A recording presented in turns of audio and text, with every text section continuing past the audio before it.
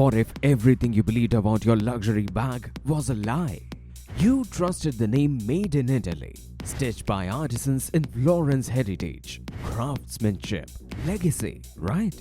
Then you open TikTok and see this. A Chinese factory worker holds the exact same bag, same stitching, same design, and he says, "This bag, we made it in Shenzhen, not Milan." And he's not just saying it, he is showing it. The machines, the workers, the order slips. Within 24 hours, the video crosses millions of views. Let us take a step back to understand this story. In early 2025, tensions between the United States and China hit a boiling point. Amid rising concerns over AI exports and chip manufacturing, the US introduced a fresh wave of tariffs on Chinese consumer goods. Donald Trump framed it as a bold move to bring manufacturing back to America.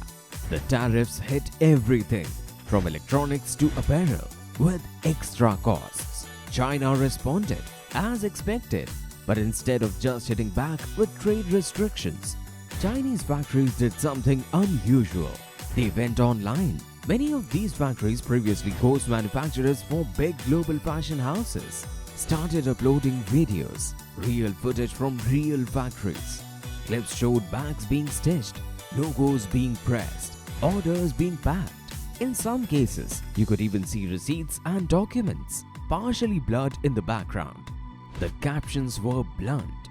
"Why pay $3,500 when we made it for $85?" And in those TikTok clips, names like Gucci, Louis Vuitton, and Prada were not just dropped, they were dismantled. Side-by-side comparisons showed that the factory and store versions had identical stitching, identical zippers, identical shape, and the only visible difference was the tag. The message was clear. Your idea of luxury might be manufactured, just not where you think. At first, the West ignored it and assumed it was fake. But the videos kept coming. So did the views. Is my $5,000 bag really any different from what I saw online? Luxury giants then scrambled to respond, choosing to do so quietly and cautiously.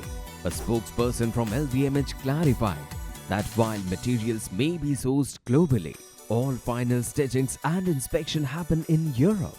That under EU laws qualifies the item to be labeled made in Italy. Prada and Hermès issued similar responses, which may have been legally accurate, but were far from fully transparent. Well, the story visible to eyes shows luxury has always thrived on mystery, on the unseen, on the promise of exclusivity. But TikTok shattered that wall. The makers, once hidden, were now narrators.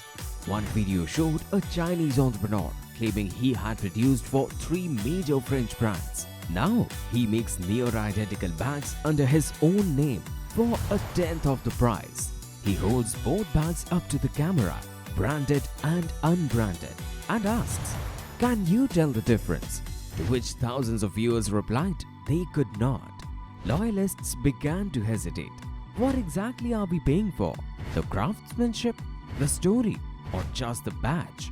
As backlash intensified, some Chinese factories began selling directly to global customers. They launched websites, offered full transparency, showed production start to finish, even live-streamed side-by-side comparisons in real time.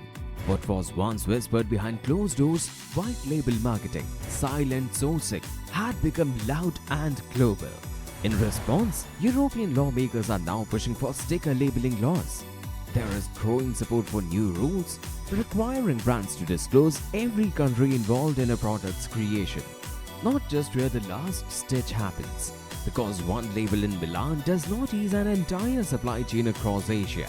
Luxury houses are rushing to restore trust by reinforcing made by hand campaigns and doubling down on heritage. But the truth is already out there. But this is not just a story about handbags. It is about transparency, trust, and the power of platforms.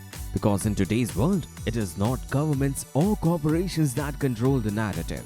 It is the worker with a smartphone.